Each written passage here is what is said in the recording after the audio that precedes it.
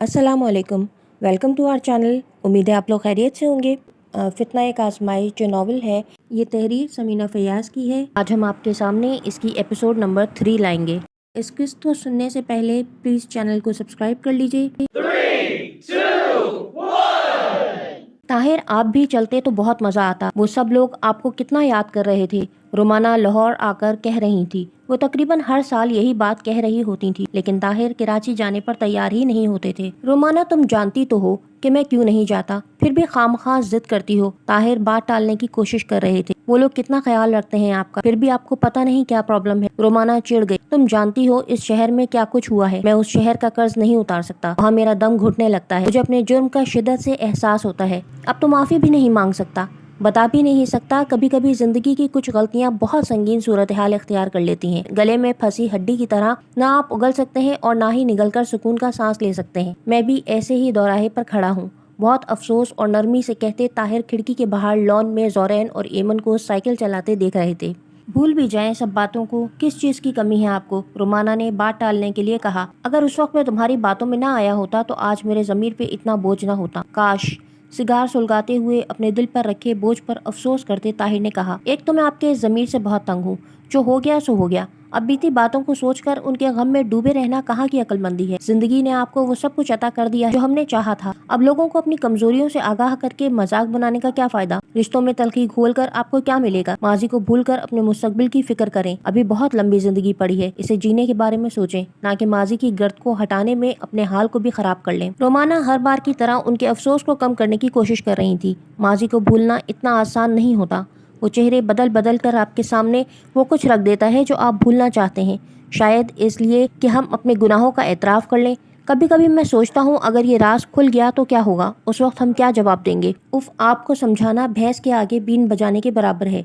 मैंने जो भी किया आपके कहने के बाद ही किया था। अगर मैंने गलती की थी तो आप भी बराबर के शरीक थे, इसलिए एक दूसरे को इल्ज़ाम देने के बजाय इस बात को ख़त्म कर देना चाहिए। रोमाना कहकर चुप हो गई। यही तो अफसोस है कि इतनी बड़ी बात बगैर सोचे समझे मैंने कैसे कह दी थी।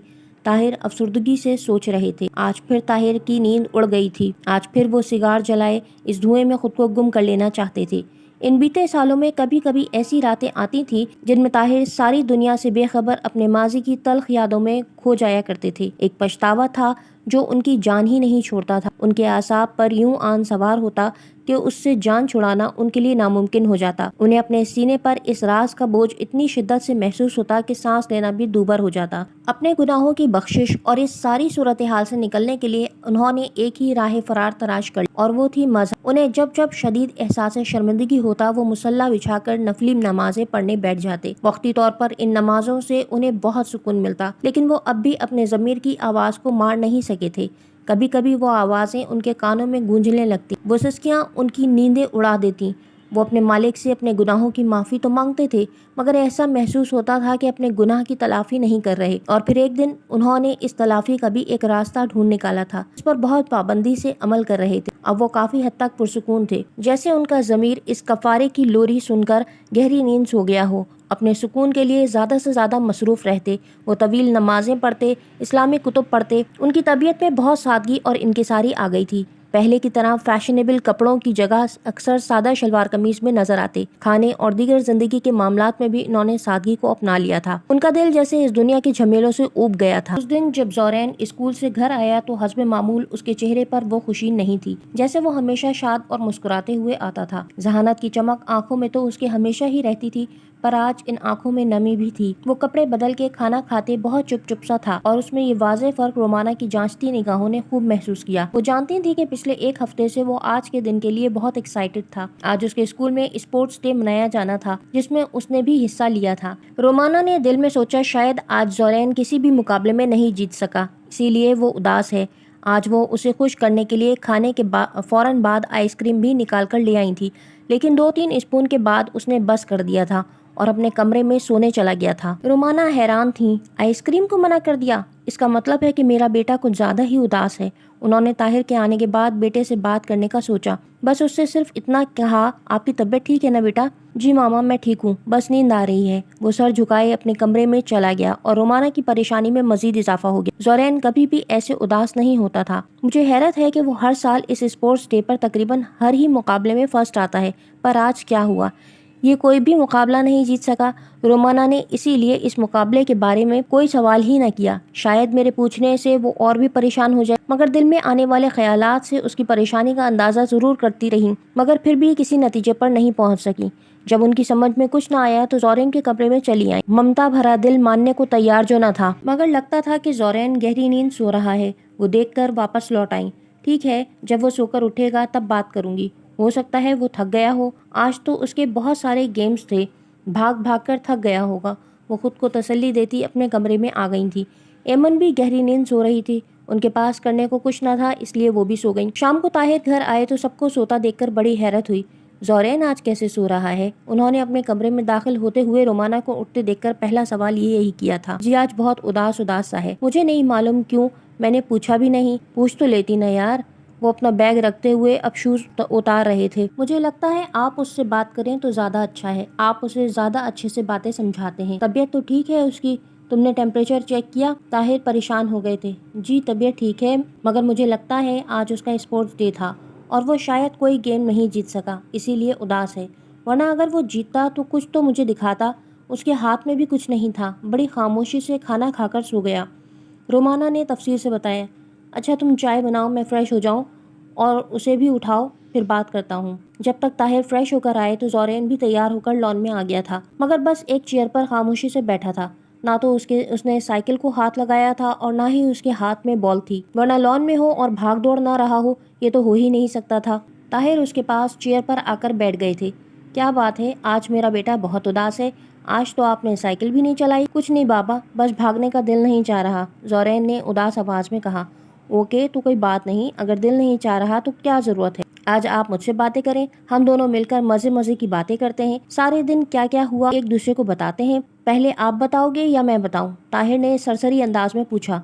आप बताएं, जोरेन ने हल्के से कहा। यार मेरा दिन तो आज बहुत अच्छा और थोड़ा सा बुरा भी गुजरा, ताहिर ने कहा।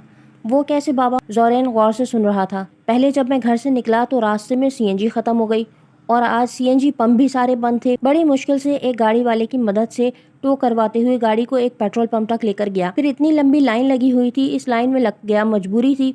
1 घंटा उसमें निकल गया। फिर ऑफिस गया तो देर होने की वजह से मेरे बॉस गुस्सा थे, उन्होंने गुस्सा किया, मेरा मूड भी ऑफ हो गया। मेरी प्रेजेंटेशन तैयार थी मगर मेरा मूड खराब हो गया था, मगर मैंने भी अपने मूड को ठीक किया और एक छोटा सा ब्रेक लिया।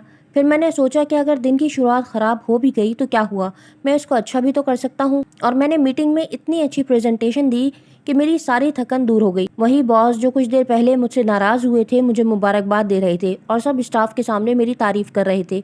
मेरी प्रेजेंटेशन की वजह से हमें बहुत अच्छा टेंडर मिला है और ये सब कुछ मेरे ठंडे दिमाग से अपने गलत को सही करने के बारे में सोच कर हुआ।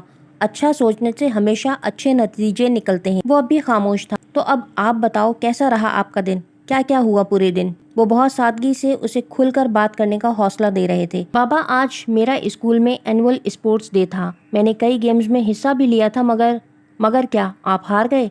ताहिर ने उसकी मुश्किल आसान करने की कोशिश की। नहीं, मेरी सब में पहली पोजीशन आई है। अरे वाह, ये तो बहुत अच्छी बात है। आपने कितने गेम्स में हिस्सा लिया था? बाबा मैंने 3 एक्टिविटीज़ में हिस्सा लिया था, एक डिबेट में, फिर रेस में और फिर टेबल टेनिस में। बेटा ये तो खुशी की बात है कि आप सब गेम्स में जीत गए, फिर इतने उदास क्यों हो? बाबा जब मैंने पहले कंपटीशन में हिस्सा लिया तो डिबेट बहुत जोश से की, मैं सबसे ज़्यादा पॉइंट्स के साथ जीता था, मगर मेरी क्लास के कुछ दोस्त जिन्हें मैं अपना दोस्त मानता था वो मुझे तंग करने लगे। क्या मतलब तंग करने लगे? ताहिर हैरान हुए, उसकी आंखों में मजीद नमी आ गई थी।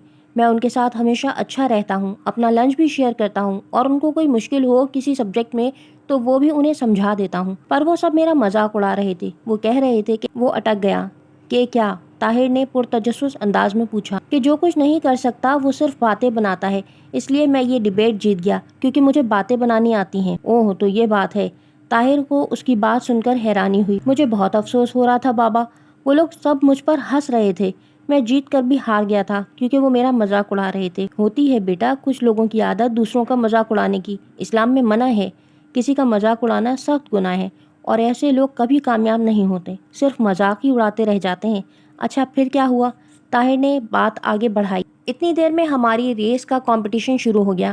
میں نے اس میں بھی پارٹیسپیٹ کیا تھا اور اپنے انہی کلاس فیلوز کو جیت کر دکھایا کہ میں صرف باتیں نہیں بناتا ہوں، میں جیت بھی سکتا ہوں۔ میں نے سب کو ہرا دیا، لیکن اس بار بھی وہ سب میرا مذاق اڑا رہے تھے۔ وہ کہہ رہے تھے کہ جو کچھ نہیں کر سکتا وہ بھاگنا سیکھ لیتا ہے تاکہ مشکل میں بھاگ سکے۔ وہ کہتے کہتے مزید اداس ہو گیا تھا۔ طاہر اس کے چہرے پر آئی اداسی کو محسوس کر رہے تھے مگر کچھ نہیں کہا۔ وہ نہیں چاہتے تھے کہ وہ اس سے ٹوکے تو وہ اپنے دل کی بات کہتے کہتے رک جائے۔ پھر میں اور اداس ہو گیا تھا، مجھے رونا آ رہا تھا مگر میں نہیں رویا۔ اس کے بعد میرا ٹیبل ٹینس کا مقابلہ تھا، میں نے اس میں بھی دل سے کھیلا اور اسے بھی جیت لیا۔ میں خوش تھا کہ اب کی مرتبہ وہ لوگ مجھے کچھ نہیں کہہ سکیں گے، لیکن اب وہ کہہ رہے تھے کہ سارا دن یہ گھر میں بیٹھ کر مکھیاں مارتا ہے، اس لیے اسے اتنی پریکٹس ہو گئی ہے، اس لیے وہ جیت گیا۔ بابا باقی سب اسکول والے میری تعریف کر رہے تھے مگر میرے اپنے دوست میرا مذاق بنا رہے تھے۔ وہ اپنے جذبات پر قابو کرتے کرتے رو دینے کے قریب تھا مگر ضبط کر رہا تھا۔ اچھا تو یہ بات ہے، آپ جیت گئے تھے، تو پھر آپ کی شیلڈز ٹرافی سب کہاں ہیں؟ وہ سب میں اپنے اسکول کے لاکر میں رکھ کر آ گیا ہوں۔ میں کیسے لاتا؟ انہی دوستوں کے ساتھ وین میں آتا ہوں، وہ راستے میں بھی میرا مذاق بناتے، مجھے اچھا نہیں لگ رہا تھا۔ اچھا چلو میری ایک بات کا جواب دو، جو لوگ آپ کا مذاق بنا رہے تھے ان کی تعداد اور کلیپنگ کرنے والوں کی تعداد میں کتنا فرق تھا؟ کلیپنگ کرنے والے تو سبھی تھے مجھے پسند کر رہے تھے، باقی تو 3-4 ہی تھے میرے دوست جو مجھے چڑھا رہے تھے۔ وہ کہہ تو رہا تھا مگر اداسی پھر بھی نہیں گئی۔ اب زیادہ لوگ تو آپ کی تعریف ہی کر رہے تھے نا، طاہر نے سمجھایا۔ جی پر میرے دوست تو مجھ سے خوش نہیں تھے نا، وہ معصومیت سے کہہ رہا تھا۔ وہ دونوں گھر کے لان میں بیٹھے تھے۔ زورین زمین پر لگے اس چھوٹے سے پودے کو بہت غور سے دیکھ رہا تھا جب طاہر نے بیٹے کو محو دیکھتے ہوئے کہا، بیٹا زمین میں دفن کسی بیج سے کوپل نکلتے دے؟ طاہر نے ایک اور سوال کیا۔ کبھی غور نہیں، وہ نہ سمجھتے ہوئے کہہ رہا تھا۔ ٹھیک ہے اب کرنا، جب زمین کا سینہ چیرتی ہوئی وہ کوپل نکلتی ہے تو سب سے پہلے اس کے سب سے قریبی زمین پھٹتی ہے، تب ہی وہ باہر آتی، تب ہی وہ پودا بڑا ہوتا ہے۔ بالکل اسی طرح جب ہم ترقی کر رہے ہوتے ہیں تو کچھ لوگ جو ہم سے واقعی مخلص ہوتے ہیں ہمیں بڑھانے کے لیے ہمارا حوصلہ بڑھاتے ہیں، بالکل اس بیج کی طرح جو پودے کو بڑھنے کے لیے اس کی بنیاد بنتا ہے، جیسے آپ کے والدین۔ لیکن کچھ لوگ ہمارے ارد گرد ایسے ہوتے ہیں جنہیں اس پھٹی ہوئی زمین کی طرح اپنی جگہ چھوڑنی پڑتی ہے۔ ایسے لوگوں کو اپنی اہمیت کم ہوتی محسوس ہوتی ہے، اس لیے سب سے زیادہ انہیں ہی تکلیف ہوتی ہے، اس لیے وہ ہمارا مذاق اڑاتے ہیں، ہمارے ارد گرد چوں چوں چوں چوں کرتے رہتے ہیں کیونکہ وہ ہم سے جلنے لگتے ہیں۔ تو یہ اس بات کی نشانی ہے کہ آپ ترقی کر رہے ہیں، آپ بڑے ہو رہے ہیں، اور ہر ترقی کرتا انسان اس دور سے ضرور گزرتا ہے۔ تو بس آپ بھی خوش ہو جاؤ کہ آپ ترقی کر رہے ہو۔ مگر بابا ایسی ترقی کا کیا فائدہ جب میرے دوست ہی خوش نہیں؟ میرا تو دل چاہ رہا تھا کسی چیز میں حصہ ہی نہ لوں، مگر میرا نام جا چکا تھا اس لیے منع بھی نہیں کر سکتا تھا۔ اس کے نازک دل میں اب بھی یہی سوال تھا۔ اگر کوئی راستے میں پتھر برسا رہا ہو تو کھڑے ہو کر پتھر مارنے والے کو ڈھونڈنا یا راستے میں رک جانا عقل مندی نہیں ہے، بلکہ اپنی منزل کی طرف اور تیز قدم بڑھا دینے چاہیے تاکہ آپ اس مشکل دور سے تیزی سے گزر جائیں۔ رک جانے والے، ڈر جانے والے کبھی کامیاب نہیں ہوتے۔ اور یہ بات بھی یاد رکھنا، کل جب تم کچھ بن جاؤ گے تو یہی لوگ تمہاری تعریف کریں گے اور لوگوں کو بتائیں گے کہ تم ان کے دوست ہو۔ یہی زمانے کا دستور ہے، اور آپ اپنے ان دوستوں کو معاف کر دو کیونکہ رہنا تو انہی لوگوں میں ہے نا۔ جیسے جب وہی کوپل بڑی ہو کر پودا اور پھر درخت بنتی ہے تو اس پھٹی ہوئی زمین میں ہی اپنی جڑیں مضبوط کرتا ہے، تبھی وہ قائم رہ پاتا ہے۔ وہ خاموشی اور بہت غور سے طاہر کی بات کو سمجھنے کی کوشش کر رہا تھا۔ آپ کی جیت سے میں بہت خوش ہوں، ہم سب خوش ہیں۔ کل آپ اپنے سب دوستوں کے لیے اپنی جیت کی خوشی میں بہت ساری چاکلیٹس لے جائیے گا، پھر دیکھیے گا سب آپ کی خوشی میں کیسے شامل ہوتے ہیں۔ لیکن وہ تو میرا مذاق بنا رہے تھے، کیا وہ پھر سے میرا مذاق نہیں اڑائیں گے؟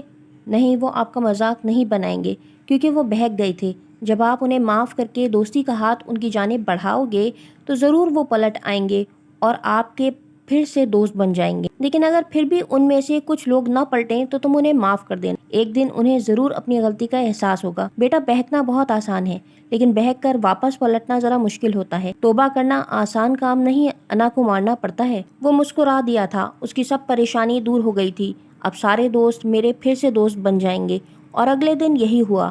سب کلاس فیلوز اس کی خوشی میں شریک تھے، اس کی چاکلیٹس کو انجوائے کرتے ہوئے سب اس سے ہنس بول رہے تھے اور اس کی تعریف کر رہے تھے۔ جب وہ اپنے لاکر سے گھر کی واپسی میں وہ ٹرافیز لے کر گھر آیا تو اس کے چہرے پر پریشانی کا نام و نشان بھی نہ تھا۔ وہ ہمیشہ کی طرح حشاش بشاش تھا۔ उसने सबक सीख लिया था। अब कोई उसका मजाक उड़ाता तो वो चिढ़ता नहीं था, बस अपने काम से काम रखते हुए जी जान से मेहनत करता जाता। मजाक उड़ाने वाले वहीं खड़े रह जाते, वो आगे निकल जाता। लोग किसी के बहकावे में आकर क्यों बहक जाते हैं, और यकीनन बहकाने वाले इब्लीस के साथी हैं जो लोगों को भटकाकर खुशी महसूस करते हैं। मलका खातून असर की नमाज पढ़कर दुआ मांग रही हैं, जबकि उनकी तीनों बेटियां मनाहिल, मीना और अंजला डाइनिंग टेबल पर बैठकर अपने स्कूल का होमवर्क कर रही हैं। शर्जील मस्जिद से आए हैं और उनके सर पर टोपी, हाथ में तस्बीह और चेहरे पर दाढ़ी है। मलका भाभी चाय तो बनवा दें, बहुत सर में दर्द हो रहा है। शुमाइला भी अपने मैके गई हुई हैं। वो सब काम छोड़कर चाय बनाने के लिए खड़ी हो गई। नानू सामने बैठी तस्बीह पढ़ रही हैं, जबकि शर्जील मामू कोई इस्लामी किताब लेकर बैठ गए। अरे शर्जील भाई, वो आप घरों के किराए लाने वाले थे, महीना शुरू हो गया है। जब मलका को अचानक याद आया। हाँ, मैं इसीलिए तो आया था। ये कहते कहते वो जेब से एक लिफाफा निकालते हुए उसमें से पैसे अलहदा अलहदा करके मलका खातून को दे रहे थे। ये इकबाल टाउन वाले फ्लैट का किराया है, ये डिफेंस वाले घर का और ये अनारकली की दोनों दुकानों का किराया है, और जो ये पिंडी वाले घर का किराया है इसमें से 5,000 कम है। उनके घर में लीकेज की प्रॉब्लम हो गई थी तो सब दीवारें ख़राब हो रही थी, कुछ पाइप बदलने थे, इसमें लग गया, और ये उनकी मुरम्मत में जो खर्चा हुआ है उसकी रसीदें हैं। शर्जील मामू बहुत सादगी और ईमानदारी से पैसे और रसीदों का सब हिसाब किताब देते हुए कह रहे थे। अरे रसीदों की क्या ज़रूरत है शर्जील भाई, आपने कह दिया बस यही काफ़ी है। हमें भरोसा है आप पर, और महंगाई भी इतनी हो गई है कि छोटे से काम में भी हज़ारों लग ही जाते। मलका खातून ने उनके बढ़ाए हुए हाथ से रसीदें लेते हुए कहा। अम्मी जी भी इन्हें दुआएं देने लगी। हम तो बस तुम्हारी सलामती की दुआ करते रहते हैं, हर वक्त बहुत काम आते हो तुम, वरना इस दौर में कहाँ कोई किसी के काम आता है। अम्मी जी, पैसा बहुत बुरी चीज़ है, अच्छे अच्छे इंसानों को बहका देता है। बस मुझे डर लगता है कहीं आपके दिल में मेरे लिए कोई बाल बराबर भी शक की गुंजाइश न रह जाए। कहीं आप लोग ये ना सोचें कि मैं बीच में पैसा खा रहा हूँ, इसीलिए हर बार बहुत एहतियात से रसीदें भी लाकर देता हूँ। कैसी बातें करते हो शर्जील, हम तुम पर कैसे शक कर सकते हैं? हमें तो तुम पर पूरा भरोसा है। तुम एक बहुत फरिश्ता सिफत इंसान हो, तुम हमें कभी धोखा दे ही नहीं सकते। आप तो मुझे शर्मिंदा कर रही हैं, और एक बार आपने बेटा कह दिया तो अब किस बात की फिक्र। मैं हूं ना आपके सब मसाइल का हल करने के लिए। वैसे भी मलका भाभी इतनी परेशान रहती हैं। इबाद मेरा जिगरी दोस्त था, उसके बाद मैं आप लोगों को ऐसे ही थोड़ी छोड़ सकता हूँ। बस मेरे हक में दुआ किया करें, मेरे लिए यही बहुत है। शर्जील मामू ने अम्मी जी को तसल्ली दी। एक बार फिर अम्मी जी और मलका खातून के दिल में उनके लिए इज्जत और बढ़ गई। इस दुनिया में अब भी मुखलिस लोग पाए जाते हैं जो बेलौस होकर दूसरों की मदद करते हैं। नफीसा अभी नमाज पढ़कर सलाम फेर ही रही थी कि उनके इस सस्ते से मोबाइल की बेल बज गई, जिसमें इंतहाई ज़रूरत के वक्त 20 रुपए का बैलेंस डलता था। ये भी शुक्र था कि अब तक इस इनकमिंग फ्री थी। उन्होंने फ़ोन रिसीव किया। अस्सलाम वालेकुम। वालेकुम अस्सलाम, कैसी हो भाई नफीसा? उसने खुशी से मुस्कुराते हुए कहा। जी शाहीन भाभी, अल्लाह का बहुत करम है, एहसान है मालिक का। मैं ठीक हूँ, घर में भी सब ठीक है। हाँ अच्छी बात है, हम भी सब ठीक हैं, मगर तुमसे बहुत नाराज़ हूँ मैं। कभी हमें फ़ोन भी कर लिया करो। अब ऐसी भी कोई महंगी कॉल नहीं है कि तुम कभी कर ही नहीं सकती, हर बार मैं ही करूँ। तुम्हारे भाई तो कहते हैं नफीसा को हमसे कोई मोहब्बत ही नहीं, कभी पूछती ही नहीं भाई बावज को। नहीं भाभी, बस अभी मैं यही सोच रही थी कि आपको कॉल करूं, मगर बस किसी न किसी काम में याद ही नहीं रहता। अरे ऐसे भी क्या काम है तुम्हें? एक छोटा सा हिस्सा ही तो रह गया है तुम्हारे पास, बाकी घर तो तुमने किराए पर चढ़ाया हुआ है। कोई हमारी तरह 1000 गज का होता तो समझ में भी आता कि तुम्हें वक्त नहीं मिलता। फैमिली भी छोटी सी है तुम्हारी, एक बच्चा और 2 मियाँ बीवी, कितना काम होता होगा। ये तो सारे बहाने हैं तुम्हारे। छोड़ें ये सब, आप बताएं घर में सब कैसे हैं? बच्चे ठीक हैं? उन्होंने एक बार फिर बात करो घुमा दिया था। हाँ बच्चे भी ठीक हैं। वो अरूबा आज कुछ उदास सी है, उसका बहुत मूड ख़राब है। नफीसा हैरान रह गई। क्यों भाभी, उसे क्या हुआ? अरे इन बच्चों के नखरे हैं और क्या। बस ये कल तीनों बच्चे अपने पापा के साथ किसी डेयरी फार्म पर गए थे। वहाँ तो 1 महीने पहले ही मंडी लग जाती है ना, तो ये लोग जानवर खरीदने गए थे। अब हमारी लाडली को 25 लाख से कम का कोई जानवर पसंद ही नहीं आ रहा था। अब तुम खुद ही बताओ, भला इस महंगाई के दौर में कोई हलाल कमाई कमाने वाला भला कैसे 25 लाख खरीद ले? बात तो आपकी। वो सलाह जोई से कह रही थी। मैं तो कहती हूँ कि हम जैसे लोग ही पिसते हैं इस महंगाई के हाथों, वरना लेने वाले तो 2 और 4 करोड़ के जानवर ही यूं ही खड़े खड़े खरीद रहे थे, मगर वो भी देखने से ताल्लुक़ रखते थे। जी भाभी, जाहिर है इतने महंगे जानवर होंगे तो खूबसूरत भी उतने ही होंगे। हाँ यही तो मैं कह रही हूँ, मगर अब क्या कर सकते हैं, अपनी चादर देखकर ही पाँव फैलाने चाहिए ना। अब किसी के आगे हाथ तो नहीं फैला सकते, बच्चों की ज़रूरतों का ही गला घोंट सकते हैं। وہ ہم کر رہے ہیں۔ جی بس بھابھی کیا کہہ سکتے ہیں، بس اللہ کا شکر ہے حق حلال کی کمائی سے گزارا ہو رہا ہے۔ اللہ سب کی ضرورتوں کو پورا کرنے والا ہے، آپ کی بھی سب ضرورتیں پوری کرے گا انشاءاللہ۔ ہاں تم اپنے بھائی کے لیے دعا کیا کرو، بس ان کی تنخواہ میں کچھ اضافہ ہو جائے تو اچھا گزارا ہو جائے گا۔ ویسے تو اس دفعہ بڑی ہے، کوئی 15% تو اب جا کر کہیں 2 لاکھ ہوئی ہے، مگر وہ بھی اس مہنگائی میں کہاں پتہ چلتی ہے، چٹنی ہو جاتے ہیں۔ اب تمہیں کیا بتاؤں کتنی مہنگائی ہو گئی ہے، گزارا کرنا کتنا مشکل ہو گیا ہے۔ جی بھابھی مجھے کیا معلوم کتنی مہنگائی ہو گئی ہے، وہ یہ صرف دل میں سوچ کر رہ گئیں۔ جی یہ تو ہے۔ ارے تم نے حمید صاحب کے بچوں کا قصہ سنا؟ وہ آپ کے پڑوسی؟ نہیں، کیوں کیا ہوا؟ ان کی بیٹی نے تو بھائی فاریہ کا ناک میں دم کر رکھا ہے، ایسی لالچی عورت میں نے زندگی میں نہیں دیکھی۔ کیوں بھابھی کیا ہو گیا؟ ارے فاریہ بتا رہی تھی اس کے سسر حمید صاحب کے انتقال کو ابھی عرصہ ہی کتنا گزرا ہے۔ ان کی بیٹی ہے نا کلثوم، فاریہ کی نند۔ جی پہچان گئی۔ وہ تو ساجد بھائی سے کہتی ہے کہ مجھے اپنے باپ کے ورثے میں سے حصہ چاہیے۔ ابھی باپ کا کفن بھی میلا نہیں ہوا اور اسے اپنی جائیداد کی پڑ گئی۔ کوئی غم ہی نہیں ہے باپ کے مرنے کا، ایسی ہی اولاد ہے آج کل کی۔ میں تو کہتی ہوں خون ہی سفید ہو گیا ہے، قیامت کی نشانی ہے۔ مگر بھابھی حمید صاحب کے انتقال کو تو کوئی 13 سال ہو رہے ہیں۔ مجھے اس لیے یاد ہے کیونکہ ہمارا انس انہی دنوں پیدا ہوا تھا اور اسی لیے میں ان کے گھر تعزیت پر بھی نہیں جا سکی تھی۔ بہت دن بعد گئی تو فاریہ بھابھی نے بہت برا مانا تھا کہ تمہیں اب خیال آیا ہے۔ ہاں وہ بس ایسی ہی ہے، دل میں جو کچھ ہوتا ہے کہہ دیتی ہے، مگر دل کی بری نہیں ہے، میری طرح وہ بھی بہت صاف گو ہے۔ اچھا پھر کیا ہوا فاریہ بھابھی کا؟ ارے کیا کرنا تھا، اس نے تو صاف صاف کہہ دیا، دیکھو بی بی ابھی کوئی 5 سال تک تو نام بھی نہ لینا جائیداد کا، ویسے ہی اتنی مہنگائی ہے، اوپر سے ہمارے بچے چھوٹے ہیں، ان کے خرچے بھی زیادہ ہوتے ہیں، اور ویسے بھی ساجد نے ایک زمین خریدی ہے، اس کی قسطیں ہی اتنی مشکل سے ادا کر پا رہے ہیں، ہمارا تو اپنا ہاتھ ہی تنگ ہے، تمہیں کیسے دے سکتے ہیں۔ ان کے ابو جی کی جائیداد کی کرایوں پر اب اتنا حق تو ہے کہ ان سے کوئی پراپرٹی بنا سکیں۔ اتنی دیر میں شاہین بھابھی کے گھر کی بیل بجنے لگی۔ ارے نسرین دیکھو کون آیا ہے، اس وقت تو ڈرائیور آتا ہے۔ وہ بے دہانی میں نسرین کو آواز دے کر کہنے لگی، پتہ نہیں کہاں رہ گئی۔ ارے مجھے یاد آیا، آج تو وہ آئی ہی نہیں ہے، مجھے خود ہی دروازہ بھی کھولنا پڑے گا، اب ہر کام گھر کا میرے ہی ذمہ ہے۔ یہ نسرین آ جاتی ہے تو پھر ہاتھ بٹا لیتی ہے۔ آج دیکھو سارا گھر اوندھا پڑا ہے، جھاڑو پوچھا کپڑے برتن سب یوں ہی پڑے ہیں، کل بھی محترمہ غائب ہو گئی تھی تو کھانا بھی نہیں بنا تھا۔ پھر یہ تو ایک سہولت ہے، عروبہ نے جلدی سے ہوٹل والوں کو فون کر کے پیزا کے آرڈر دے دیا تھا تو کھا لیا، اور مہنگائی تو دیکھو کتنی ہو گئی ہے، ذرا سے کھانے میں ہی 4000 روپے لگ گئے۔ اف یہ ساری بوتلیں بھی خالی پڑی ہیں اور یہ کپڑے بھی مجھے ہی استری کرنے پڑیں گے۔ عروبہ کے تو امتحان ہو رہے ہیں، میں بچی کو ڈسٹرب تو نہیں کر سکتی نا۔ اچھا میں پھر تم سے بات کروں گی ورنہ یہ ڈرائیور بھی بھاگ جائے گا۔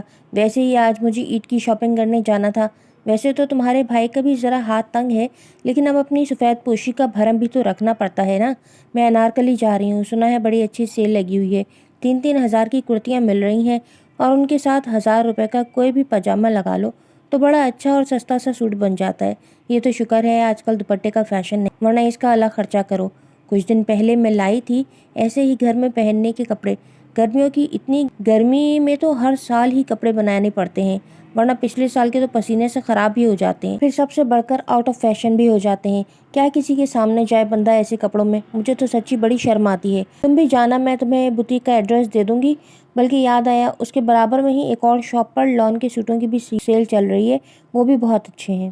جی بھابھی جاؤں گی کسی دن، بس انہیں ٹائم ہی نہیں ملتا، وہ کتراتے ہوئے بہانہ بنانے لگی۔ ارے لون کے سوٹوں سے یاد آیا، میں تمہارے لیے بھی 2 جوڑے لائی ہوں، تم آنا کسی دن تو مجھے یاد دلا دینا، تمہیں دے دوں گی۔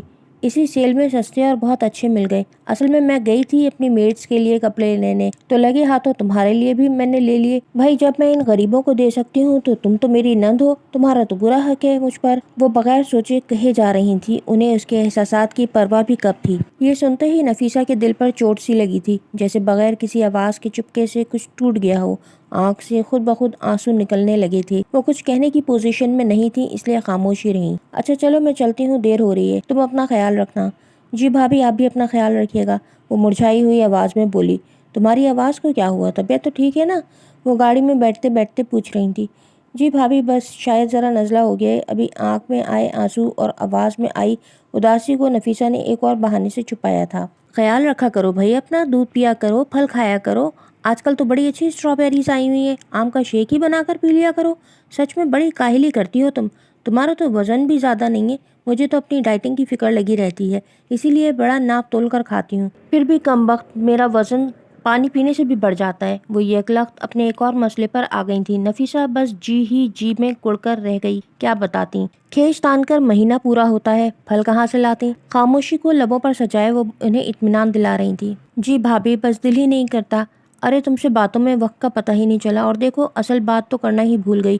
پرسوں ابو جی کی 10ویں برسی ہے اور امی جی کے انتقال کو بھی 8 سال ہو گئے، لیکن یہ صرف مجھے یاد ہے، تم لوگ تو اپنے ماں باپ کی برسی بھی یاد نہیں رکھتے۔ بہرحال میں نے مدرسے کے کچھ بچوں کو قرآن خوانی کے لیے بلایا ہے، تم بھی آ جانا۔ بریانی کی دیگیں ویگیں پکیں گی تو تم لوگ بھی آ کر کھانا کھا لینا۔ پرسوں ضرور آنا، اچھا؟ اور یاد سے اپنے جوڑے بھی لے جانا، ٹھیک ہے؟ جی بھابھی۔ اللہ حافظ کہہ کر اس کی نظر اپنے ہاتھوں کی لکیروں پر پڑی۔ یہ لکیریں بھی تو اسے پڑھنی نہیں آتی تھی۔ کیا لکھا تھا اس کی قسمت میں؟ صبر شکر کے علاوہ کیا اس کے نصیب میں کچھ اور بھی تھا؟ کیا وہ بھی کبھی دل کھول کر کہہ سکے گی کہ آج وہ مارکیٹ گئی تھی اور فلاں چیز ان کے لیے لائی تھی؟ بے اختیار ہی نفیسہ کے دل میں یہ خواہش جاگ اٹھی تھی، جسے اپنے ذہن سے جھٹک کر ایک بار پھر وہ اپنے کام میں لگ گئی تھی۔ رومانہ نے طاہر کے آفس فون کیا تاکہ انہیں یاد دلا سکیں کہ آج زورین اور ایمن کا فائنل رزلٹ آنا ہے تو وہ اسکول چلے جائیں، لیکن جو کچھ انہوں نے سنا تھا اس کے بعد مزید کچھ سننے کی ان میں تاب نہ تھی۔ وہ سمجھتی تھی کہ طاہر ان سے کبھی جھوٹ نہیں کہتے، مگر اس وقت وہ جس بات کو سن کر شک کی آگ میں جل رہی تھی وہ کوئی عام بات نہ تھی۔ ان کے دل و دماغ میں جھکڑ سے چل رہے تھے۔ کیا طاہر کا کسی اور سے افیئر چل رہا ہے؟ طاہر اب ایسا کیسے کر سکتے ہیں؟ وہ رو رہی تھی اور سارا وقت وہ روتی ہی رہی تھی۔ انہیں طاہر کی واپسی کا انتظار تھا۔ وہ صاف صاف بات کرنا چاہتی تھی۔ زندگی کے اتنے سالوں بعد انہیں کیا انعام ملا؟ طاہر نے بچوں کے بارے میں بھی نہ سوچا۔ انہی بچوں کو پانے کے لیے انہوں نے وہ گناہ بھی کر ڈالا کہ جس کے بارے میں سوچ کر آج روح بھی کانپ جاتی ہے۔ یہی بات سوچتے سوچتے انہیں وہ وقت یاد آیا جب ان کے گھر بچے نہیں تھے۔ ماضی کی کتاب کے چند اوراق ان کی آنکھوں میں پھر آن ٹھہرے۔ وہ بیڈ پر بیٹھے بے سبب سوچنے لگیں۔ سالگرہ کا کیک کٹ رہا تھا اور بہت سارے بچے کیک کے گرد کھڑے شور مچاتے جھومتے گا رہے تھے۔ تالیوں، جوش، پورے جوش سے گایا جانے والا برتھ ڈے سانگ اور سب کی باتوں کا شور ہونے کے باوجود انہیں اپنا آپ بہت سونا، بہت تنہا محسوس ہو رہا تھا۔ وہ وہاں موجود تھیں مگر شاید نہیں تھیں۔ وہ کسی گہری سوچ میں ڈوبی ہوئی تھی۔ غباروں کے پھٹنے کے شور سے واپس حقیقی دنیا میں آئیں جو کافی تلخی بھری تھی۔ ان کا موڈ اچانک بہت خراب ہو گیا تھا کیونکہ ہمیشہ کی طرح ابھی ایک خاتون اسے بظاہر بہت مخلصانہ انداز میں علاج کا مشورہ دے کر بیٹھی تھی، جو اس کے دل پر زہر میں ڈوبے تیر کی طرح لگا تھا، جس کی جلن سے آنکھوں میں نمی سی آ گئی تھی۔ وہ یہاں خوش ہونے آئی تھی مگر ہمیشہ کی طرح یہاں بھی وہی ایک بات ان کے دل کو دکھا گئی تھی، وہ بات جس کے ہونے نہ ہونے میں اس کا اپنا کوئی اختیار نہ تھا۔ کچھ لوگ ہمدردی کے خنجر کو ریشم کے تانوں میں لپیٹ کر میٹھی چھری سے وار کرتے ہیں کہ انسان آہ بھی نہ کر سکے، اس بات کی پرواہ کیے بغیر کہ کسی دوسرے کے دل پر کیا گزرے گی، مگر یہ آہ بہت دور آسمانوں میں سنی جاتی ہے۔ تقریب ختم ہوئی تو رومانہ طاہر کے ساتھ گھر واپس آ گئیں۔ وہ اپنی سہیلی کے بچے کی سالگرہ میں شرکت کرنے گئی تھیں۔ چینج کر کے بیٹھی تھیں مگر نیند ہی نہیں آ رہی تھی۔ وہ اپنے اندر کی مایوسی کو کسی سے کہنا چاہتی تھیں۔ وہ طاہر سے اپنی پریشانی شیئر کرنا چاہتی تھیں مگر اس پریشانی کا حل تو طاہر کے پاس بھی نہیں تھا۔ اس نے طاہر سے بات کرنے کا فیصلہ کیا۔ طاہر، آپ سے ایک بات کرنی تھی۔ رومانہ ان کے پاس آ کر بیٹھ گئیں۔ ہاں کہو۔ ٹی وی کا چینل چینج کرتے ہوئے طاہر نے کہا، میں سوچ رہی تھی کہ اگر کل آپ کے پاس تھوڑا وقت ہو تو ہم کسی یتیم خانے جا کر کوشش تو کرتے ہیں، شاید کوئی۔ رومانہ نے طاہر کے چہرے کے تاثرات دیکھنے کے لیے بات ادھوری چھوڑ دی۔ رومانہ، میں نے تمہیں کتنی بار کہا ہے اس بارے میں میری رائے نہیں بدلے گی، تم سمجھتی کیوں نہیں ہو؟ طاہر نے بہت نارمل انداز میں کہہ دیا۔ توجہ ٹی وی پر ہی تھی۔ رومانہ بہت دھیمے انداز میں تو صرف ایک کوشش کی بات کر رہی تھی کہ شاید۔ رومانہ نے اپنے ہاتھوں کی لکیروں کو دیکھتے ہوئے اس بار پھر ادھوری بات کی۔ رومانہ، میں اس روز ایک ہی بات سے تنگ آ گیا ہوں۔ کتنی بار کہا ہے کہ ہمارے نصیب میں ہوگا تو اولاد ضرور ہوگی، تم مایوس کیوں ہوتی ہو؟ طاہر کوئی بحث نہیں کرنا چاہتے تھے، اسی لیے دھیمے مگر تنبیہی انداز میں کہہ رہے تھے، میں مایوس نہیں ہوں مگر آپ بھی جانتے ہیں سچ کیا ہے، میں کبھی ماں نہیں بن سکتی۔ دوسری شادی کرنے پر آپ آمادہ نہیں، بچہ گود لینے کو کہتی ہوں تو آپ اس پر بھی تیار نہیں، پھر اداس نہ ہوں تو کیا کروں؟ رومانہ روندھی ہوئی آواز میں کہہ رہی تھی۔ ٹی وی بند کر کے اب طاہر کی ساری توجہ رومانہ پر تھی۔ تم کیا سمجھتی ہو مجھے بچے کی خواہش نہیں؟ دیکھو فرض کرو ہم کسی غیر سے یا کسی ادارے سے بچہ لے بھی لیں تو کیا پتا وہ کس کا بچہ ہو، کس نسل سے، کس خاندان سے ہو، اور اگر کسی جاننے والے سے بھی لے تو ساری زندگی یہ تلوار ہمارے سروں پر لٹکی رہے گی، نہ جانے کب وہ اپنا بچہ مانگنے آ جائے۔ پھر سب سے بڑھ کر ہمارے نصیب میں اولاد نہیں تو اس میں تمہارا یا میرا کوئی قصور نہیں، کیا معلوم اس میں ہمارے مالک کی کیا مصلحت ہے؟ طاہر دھیمے لہجے میں سمجھا رہے تھے۔ اسی لیے تو کہتی ہوں دوسری شادی کر لیں، اپنا پھر اپنا ہی ہوتا ہے، اور آپ کا بچہ بھی تو میرا ہی ہوگا، کسی کے چھیننے یا لے جانے کا خوف بھی نہ ہوگا۔ رومانہ خوشامدانہ انداز میں طاہر کا ہاتھ پکڑ کر منانے کی کوشش کر رہی تھی۔ اتنی بار سمجھا چکا ہوں تمہیں، میں 2 بیویوں کے جھنجٹ میں پڑنا نہیں چاہتا، جھنجھلائے ہوئے انداز سے اپنا ہاتھ چھڑاتے ہوئے کہہ رہے تھے۔ رومانہ کی آنکھوں میں تیرتے آنسو دیکھ کر ان کا دل پگھل گیا، پھر اسے پیار سے سمجھانے بیٹھ گئے۔ رومانہ کا ہاتھ پکڑ کر اسے تسلی دیتے ہوئے کہہ رہے تھے، دیکھو رومی، میں تمہارے دل کی حالت جانتا ہوں، تم تو دن گھر پر رہتی ہو، کم ہی لوگوں سے واسطہ پڑتا ہے، اسی لیے سوچتی رہتی ہو۔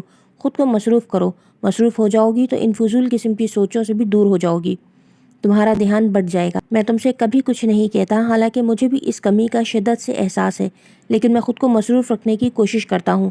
تم مجھے دیکھو، سارا دن آفس میں لوگوں کی گفتگو کا محور ان کے بچے ہی ہوتے ہیں۔ کوئی کہتا ہے کہ یار بہت پریشان ہوں، اپنے بچے کی ایڈمیشن فیس کے لیے کیا کروں، کسی سے ادھار لوں۔ کل میرے کولیگ احمد کے بچے کی طبیعت خراب ہو گئی، اس کے گھر سے فون آیا تھا، وہ فوراً بھاگا ہوا گیا کہ پتہ نہیں کیا ہو گیا۔ کوئی اپنے بچے یا بچی کی بیماری کی وجہ سے پریشان ہے، تو کوئی اس کی اسکول فیس کی فکر میں گھل رہا ہے، کسی کے بچے نے ٹاپ کیا ہے کسی امتحان میں تو کوئی کسی کھیل مقابلے میں فرسٹ آیا ہے، کسی کے بچے چھٹیوں میں ننیال گئے ہیں تو اسے بچوں کی یاد آ رہی ہے۔ ہم مرد زبان سے نہیں کہتے تو کیا ہمیں اولاد کی خواہش نہیں؟ تم سمجھتی ہو کہ میں پتھر کا انسان ہوں جس کے دل میں ممتا نہیں، جسے کوئی فرق ہی نہیں پڑتا، مگر ایسا نہیں ہے۔ ان کی آواز سے دکھ صاف جھلک رہا تھا۔ وہ یہ کہہ کر ذرا دیر رکے اور رومانہ کا چہرہ دیکھنے لگے کہ شاید یہ کچھ کہے، مگر وہاں تو خاموشی چھائی ہوئی تھی، اس لیے دوبارہ کہنا شروع ہوئے، رومی، میں زندگی کے اس موڑ پر ہوں جس کی راہیں تو بہت ہیں، مگر شاید منزل کوئی نہیں، جس چیز کا اختیار سوائے ہمارے مالک کے اور کسی کے پاس نہ ہو، اس چیز کے لیے کیا رونا؟ یہ سوچ کر مطمئن رہو کہ نہیں معلوم اس میں ہمارے لیے کیا مصلحت پوشیدہ ہو۔ اس یقین پر یقین رکھو کہ جو کچھ بھی تمہارے ساتھ ہو رہا ہے وہی تمہارے لیے سب سے بہتر ہے۔ فرض کرو کہ ہمارے یہاں اولاد تو ہوتی، مگر اس کو خدا نخواستہ کوئی معذوری یا بیماری ہوتی تو جتنی تکلیف اب ہے شاید اس سے 1000 گنا زیادہ ہوتی، یا ہم جس اولاد کی تربیت میں دن رات ایک کر کے پالتے اور وہ بڑی ہو کر نافرمان ہو جاتی تو کتنی شدید تکلیف ہوتی۔ بدنامی کا خوف، ذلت سے بھری لوگوں کی نگاہیں، کیا تم برداشت کر پاتی؟ رومانہ پھر کچھ کہنے کی کوشش کرتی ہیں، اگر کسی اور کا بچہ۔ رومانہ کی سوچ وہیں اٹکی ہوئی تھی، طاہر اس کے کہنے سے پہلے اس کی بات سمجھ چکے تھے۔ تم صبر تو کرو، ہماری شادی کو ابھی صرف 6 سال ہوئے ہیں، ابھی بہت عمر پڑی ہے، اللہ کی ذات سے نا امید نہیں ہوتے، جو کچھ ہوگا اچھا ہی ہوگا، تم فکر نہ کیا کرو۔ لوگوں کے یہاں 10 سال بعد بھی اولاد ہو جاتی ہے، ہمارے یہاں بھی ہو ہی جائے گی۔ وہ ذرا غصے میں آ گئی، جھنجھلاہٹ کا شکار ہوتے ہوئے بولی، طاہر آپ بھی اچھی طرح جانتے ہیں ایسا کبھی نہیں ہوگا، ڈاکٹر سارے ٹیسٹ کر چکی ہیں، آپ کے بھی اور میرے بھی، کوئی امید نہیں ہے، پھر بھی آپ۔ طاہر بات کو ختم کرتے ہوئے کھڑے ہو گئے اور وہ چپ ہو گئی۔ تمہیں کتنی بار سمجھا چکا ہوں، کسی اور کا بچہ لینے میں بہت مشکلات، ٹھیک ہے جو تم مناسب سمجھو وہ کرو، لیکن بعد میں حالات کے لیے تم خود ذمہ دار ہوگی۔ اور اب بس کرو یار، سر میں درد ہو رہا ہے، چائے بنا کے دو مجھے، اور آئندہ اس ٹاپک پر کچھ نہیں سنوں گا، میں نہیں چاہتا گھر کا ماحول خراب ہو، طاہر نے انتہائی بے رخی اور دھمکی بھرے انداز میں کہا تھا۔ اپنے خیالوں سے رومانہ اس وقت چونکی جب طاہر بچوں کو گھر لے آئے تھے۔ کار پورچ میں گاڑی کی روکنے کے ساتھ ہی طاہر نے زور سے ہارن بجایا تھا۔ طاہر، ایمن اور زورین ہنستے مسکراتے گھر میں داخل ہو رہے تھے، اور ایمن کہہ رہی تھی، بابا آج تو پارٹی ہونی چاہیے، ہم آئس کریم بھی کھائیں گے۔ ہاں، میں اپنے بچوں کو آئس کریم بھی کھلا دوں گا، وہ بھی بیٹے کے سالانہ امتحانات کے نتیجے میں پورے اسکول میں ٹاپ کرنے پر بہت خوش تھے۔